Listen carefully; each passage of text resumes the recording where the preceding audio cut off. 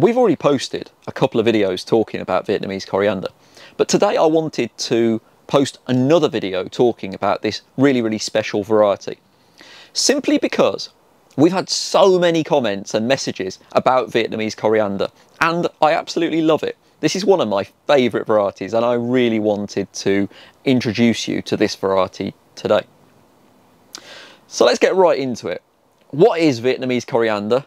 Why should you grow it, and how can you grow it? Well, many of you watching this video will be coriander lovers. Of course, some of you will not be. About 50% of the population really can't stand the flavour of coriander, and the other 50% are wildly in love with it. I love coriander, I can't get enough of it. I'll order something in a restaurant just because it's got coriander in it. Mrs. Urban Herbs would be really cross if I put coriander into something that she was eating. I guess that's the magic of what we do. Everyone's got different tastes when it comes to food, and I think that's really special. I love coriander, but let's be honest, coriander is a bit of a pain to grow. Normal coriander is an annual that goes to seed. So at a certain point, the normal variety of coriander will start to put its energy into producing seeds, and at which point the plant will not furnish you with so much ingredients, and it's got a limited lifespan. The plant I'm holding here is Vietnamese coriander, and it's really different. It's really cool because this is a perennial that doesn't go to seed. This is a herb plant that actually solves a problem. It's much easier to grow than normal coriander. And we started growing Vietnamese coriander and stocking Vietnamese coriander purely because it was easier to grow.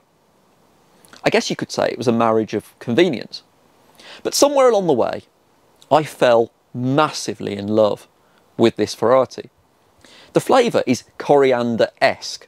It's not a perfect match, it's not a perfect like for like with normal coriander. You certainly get an element of coriander within the flavour of Vietnamese coriander. Even now, I am getting that coriander flavour. But it's actually more than that, because it's a little bit lemony, it's a little bit spicy, which makes it perfect for stirring into rice as I'm cooking a rice dish. You can fry some rice and stir the foliage in. The aroma when you're doing this is absolutely amazing, by the way. It really makes you impatient for the meal to be ready. It's really fresh flavour. And I always say that actually in the spring, early spring, when we're waiting for all the flavours to arrive, when Vietnamese coriander returns to being available again, it makes me so happy, because I know that spring is coming, and in those early spring evenings when I have a rice dish containing Vietnamese coriander, it's just magical. It really is magical. It's really pretty too. They say we eat with our eyes, and right now I'm kind of eating with my eyes because the foliage has got this beautiful textured pattern on it, this darker pattern that really is gorgeous. So Vietnamese coriander is easier to grow than normal coriander. It's really tasty. It's really attractive. What is not to like here?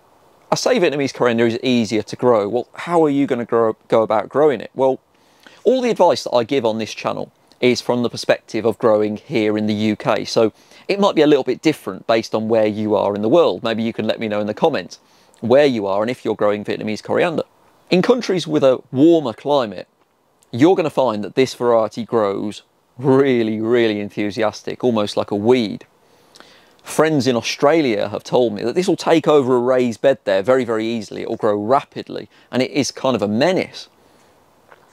Here in the UK, we don't really have that problem because Vietnamese coriander grows more moderately, but still with enthusiasm during the warmer months of the year. So you can plant this into a raised bed, and it's going to grow really quickly, and it's going to establish itself within that raised bed.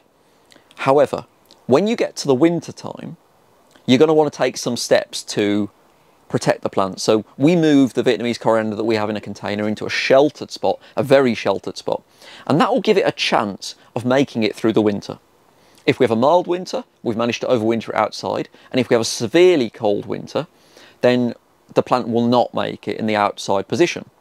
And that's why I always suggest taking a cutting from Vietnamese coriander.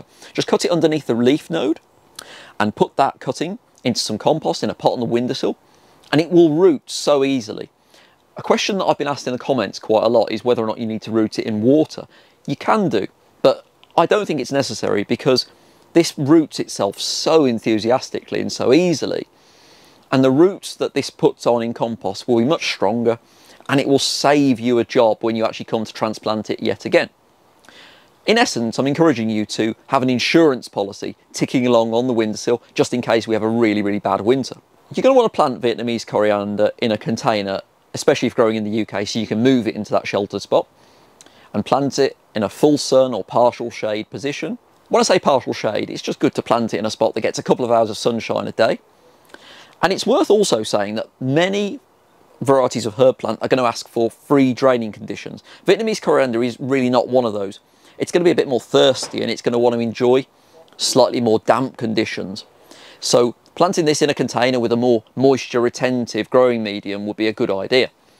If you can work some organic material such as well rotted compost into the growing medium, that will definitely help Vietnamese coriander to thrive. And as you go through the growing season, just cut back the top third of Vietnamese coriander on a regular basis. That will encourage the plant to bush out, it will put more shoot, and it will thicken out, and it won't become leggy and spindly.